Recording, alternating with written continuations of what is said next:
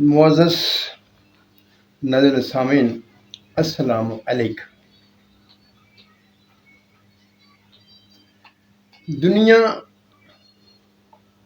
مختلف رنگوں میں بٹی ہوئی ہے، مختلف اقوام ہیں، ان کے نظریات ہیں، اور وہ اپنے نظریات پر عمل کرنے کے لیے، اپنے مقاصد کو حاصل کرنے کے لیے کوشش بھی کرتے ہیں۔ ان سب چیزوں کو دیکھتے ہوئے اگر ہم اس بات پر نظر کریں، کیا کہیں امت مسلمہ کا وجود ہے؟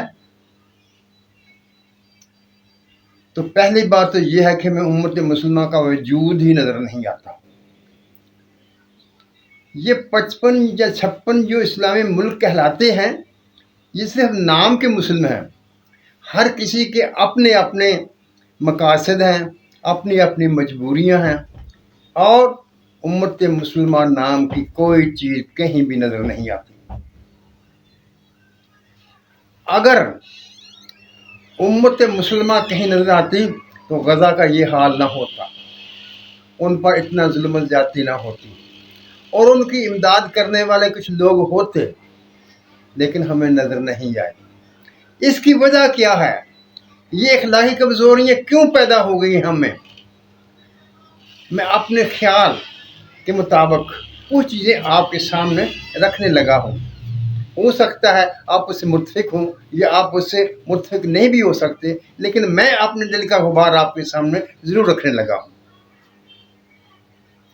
لیکن سب سے پہلے میں معذرت کا خواستگار ہوں، کیونکہ ہم میں یہ عادت پختہ ہو چکی ہے کہ ہم غور و فکر نہیں کرتے، سوچتے نہیں، اور اگر کوئی ہمیں کوئی بات غور کرنے کے لیے کہے، سوچنے کے لیے کہے، تو ہم اس پر مختلف طرح کے القابات سے اس کو نوازنا شروع کر دیتے ہیں۔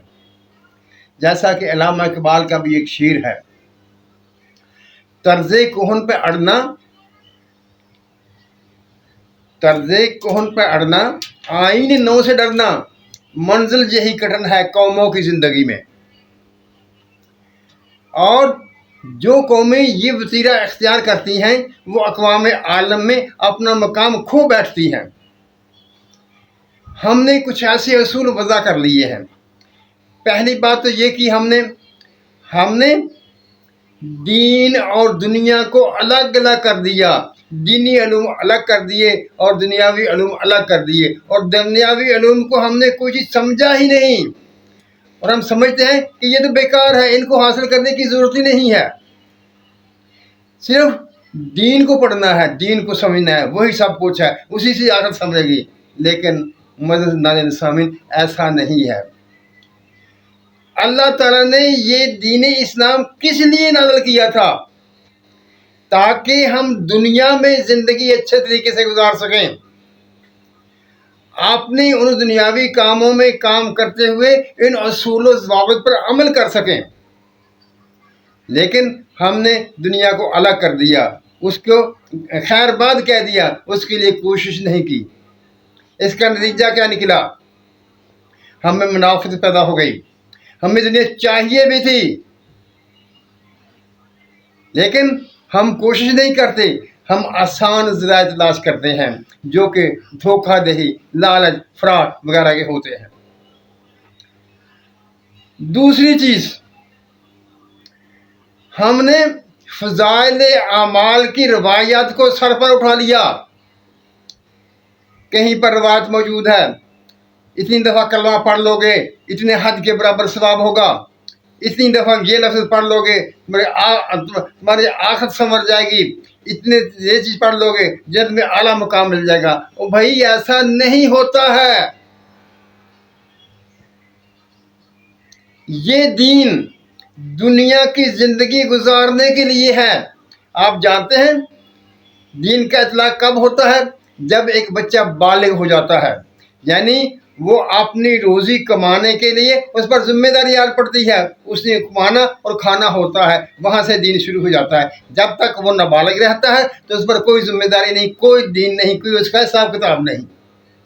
یہ بات تو آپ جانتے ہیں نا۔ اور اس وقت تک رہتی ہے جب تک انسان کا دماغ قائم ہے، ہوش و حواس قائم ہے، وہ सच और झूठ को समझता है, हक और सच की पहचान करता है, तो उस वक्त तक दीन का इतलाक रहता है। अगर उसका दिमागी इख्तिलाल वाक़ हो जाए, उसका होश हवास कायम न रहे, तो वहाँ पर दीन का इतलाक ख़त्म हो जाता है।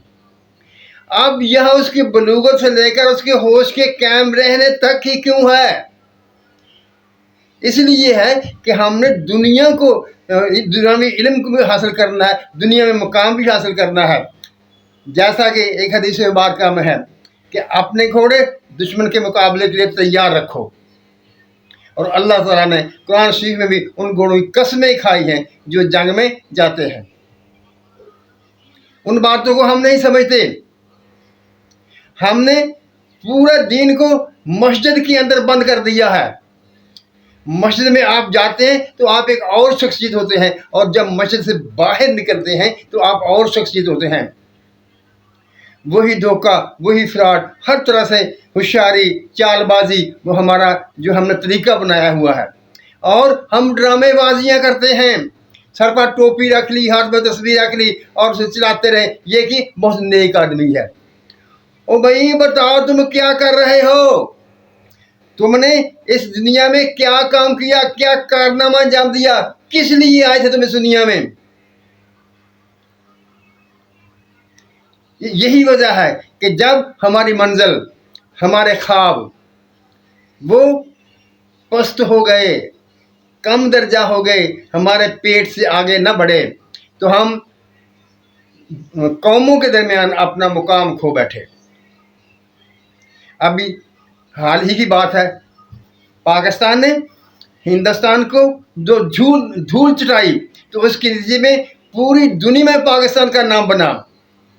ये मिसाल आपके लिए काफ़ी नहीं है कि आपने दुनियावी उलूम भी हासिल करने हैं और अपना एक मकाम बनाना है, अपना एक किरदार बनाना है। जब तक हम अपना किरदार नहीं बना सकेंगे तो हम अपना कौमों में अपना मुकाम नहीं बना सकेंगे। हम धोखे में रहेंगे, लोगों को धोखा देते रहेंगे। रूहबानियत इस्लाम में है ही नहीं है। और ये जो काम हम करते हैं, ये हम धोखा देते हैं, अपने आप को भी धोखा देते हैं और चाहते हैं कि खुदा ताला भी हमारे इस धोखे को तस्लीम कर ले, मान ले। लेकिन खुदा ने जो कवानीन नाज़िल किए हैं वो सब कुछ जानता है। उन्हीं के मुताबिक हिसाब होगा, उन्हीं के मुताबिक पूछा जाएगा। मैं एक छोटी सी मिसाल आपके सामने बयान करने लगा। कोई एक फकीर था, वो मांगता टांगता चलता फिरता, गर्मियों का मौसम था, एक दरख्त के नीचे जाकर लेट गया। दोपहर का वक्त था। उसने लेटे लेटे जब ऊपर दरख्त की तरफ देखा तो क्या देखता है कि एक बाज चोंच में कुछ अनाज या कुछ गोश्त लेकर आया है और वो चिड़िया के बच्चे को खिला रहा है। हालांकि चिड़िया का बच्चा उसका शिकार था, लेकिन वो खाना खिला रहा है। तो उस फकीर के दिल में बात आई, जब मुकद्दर होगा तो हमें मिलेगा। मैं क्यों इस तरह से भाग दौड़ कर रहा हूँ, चलता फिरता हूँ, गर्मी बर्दाश्त कर, मैं बस यही लेटा हूँ, मैं यही रही, मेरा मुकद्दर मुझे यही मिलेगा। 2 दिन 3 दिन 4 दिन, हफ्ता गुजर गया, कुछ न मिला। खुदा ही कुदरत, एक और इंसान वहां पर आ गया। उसने देखा आदमी दरख्त के नीचे पड़ा है, बीमार है, कमजोर हो चुका है। उससे पूछा, भाई क्या बात है? उसने वही बात दोहरा दी। जब उसने बात दोहराई तो वो शख्स जो बाद में आया था वो कहने लगा, मेरा जी तो चाहता है कि मैं डंडा पकड़ूं और तुम्हारी अच्छी तरह से हजामत कर दूं। तुमने 2 चीजें देखी, एक वो चिड़िया का बच्चा देखा और एक वो बाज को देखा। तुम चिड़िया के बच्चा तो बनने लगे क्योंकि उसमें आसानी थी, और वो बाज बनने का तुमने नहीं सोचा क्योंकि तुम्हारी सोच ही पस्त थी। यही बात, अगर हमने अपना किरदार बनाना है, हमारी सोच बुलंद करना पड़ेगी और अपने अंदर से मुनाफत को निकालना पड़ेगा। जो बात हमारे दिल में होगी वही बात हमारी ज़बान पर होगी। हम किसी को धोखा नहीं देंगे, किसी के प्रजाति नहीं करेंगे, और इसी तरह से कोशिश करेंगे, इसी तरह से हिम्मत करेंगे। जिस तरह हम अपने ज़ाती कामों के लिए करते हैं, इसी तरह कौमी कामों के लिए भी हम करेंगे, तो हम भी दुनिया में एक आला मुकाम पाएंगे। मेरे दोस्तों, मेरे भाइयों, दीन के दो हिस्से नहीं हैं, दुनिया अलग नहीं है, दीन अलग नहीं है, एक ही है। दीन दुनिया में ज़िंदगी गुजारने का तरीका है, और कोई दुनियावी इल्म नहीं, कोई शरई इल्म नहीं है, सब दुनिया के लिए हैं, और उनको हासिल करना है और उन पर अमल करते हुए अपने आप को कौमों की रहनुमाई के लिए तैयार करना है। जैसा कि कुरान शरीफ में अल्लाह ताला ने इरशाद फरमाया हुआ है, तुम एक ऐसी उम्मत हो जो दूसरों की रहनुमाई के लिए निकाली गई हो। क्या यही है उम्मत मुसलमान जो आज हमारे सामने है, और हमने लोगों की रहनुमाई करनी है, हमने दूसरी उम्मतों की रहनुमाई करनी है, जबकि हम खुद डर रहे होते हैं, हमारे हौसले पस्त हो गए हैं। आपने देखा ईरान इसराइल की लड़ाई में क्या है हमारा किरदार, क्या पूरी उम्मत मुसलमान कर रही है? क्या हमारे लिए अल्लाह ताला ने जन्नत बनाई हुई है? वो लोग जो दुनिया को संवार रहे हैं, दुनिया के काम कर रहे हैं, दुनिया में हुकूमत कर रहे हैं, क्या उनको उनके लिए यहाँ ही जन्नत है? मोअज़्ज़ज़ नाज़रीन सामीन, हमें सोच बदलने की ज़रूरत है। हमें अपने ख्वाबों को बुलंद करना है, हमने वो टारगेट सेट करने हैं जिस पर हम कौमों की रहनुमाई कर सकें। मेरी दुआ है अल्लाह करे कि वक्त आए कि हम मुसलमान भी एक कौम बन सकें और अपने ख्वाबों को पहचान सकें। अल्लाह ताला हम सब पर अपनी रहमत की बारिश करे, हमें सच बोलने, सच सुनने और सच पर कायम रहने की तौफीक अता फरमाए। आमीन। अल्लाह हाफिज़।